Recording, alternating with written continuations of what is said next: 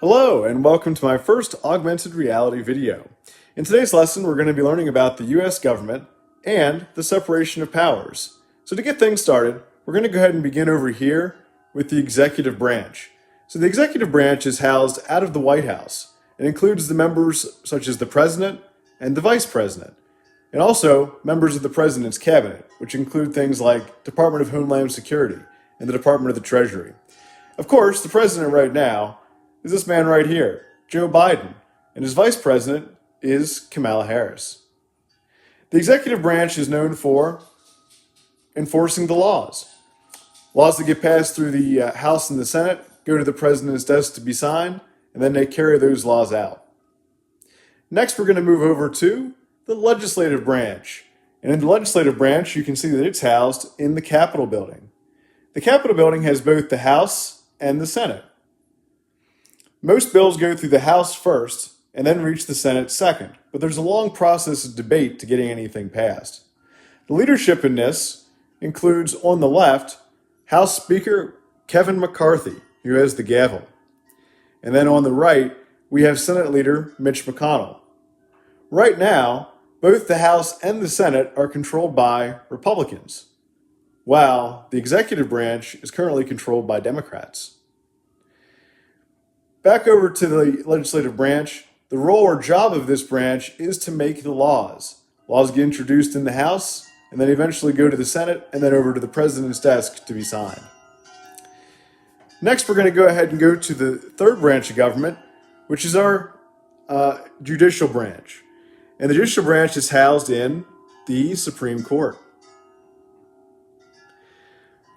In the Supreme Court, that's composed of 9 justices, which are located right back here.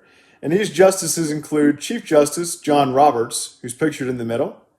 And then starting from the left, that's Samuel Alito, then Clarence Thomas, Chief Justice Roberts, Justice Breyer, and Justice Sonia Sotomayor. On the top row, going left to right again, is Justice Kavanaugh, Justice Kagan, Justice Gorsuch, and Justice Amy Barrett.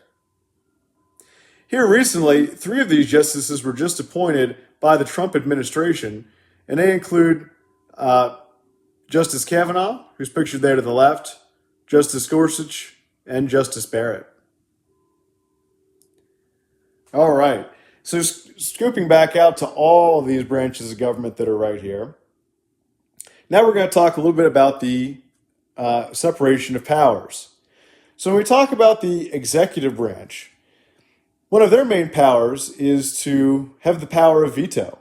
So any laws that come through the legislative branch and come to the executive branch, the president can veto that law. The president also has the power to appoint judges, as we just talked about in the last segment. So the people that might determine whether or not something is constitutional, they're actually appointed by the executive branch and the president. Moving over to the legislative branch, one of their main powers is the power to override a veto. So if the president does veto legislation, if they have enough votes, they can override that veto and pass that legislation anyway. They also have the power to impeach, meaning that if any of our executive branch members or the Supreme Court members act inappropriately, they could potentially be removed from office if impeached and voted to be removed.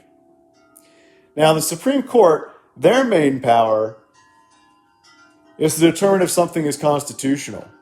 If a law is passed and they deem it to be unconstitutional, that law would then be struck down. And that goes for both an executive action taken by the White House or an act of Congress in passing a law.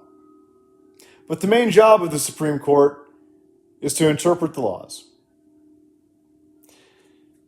All right. Well, that concludes our augmented reality video today and our lesson on the branches of government and separation of powers.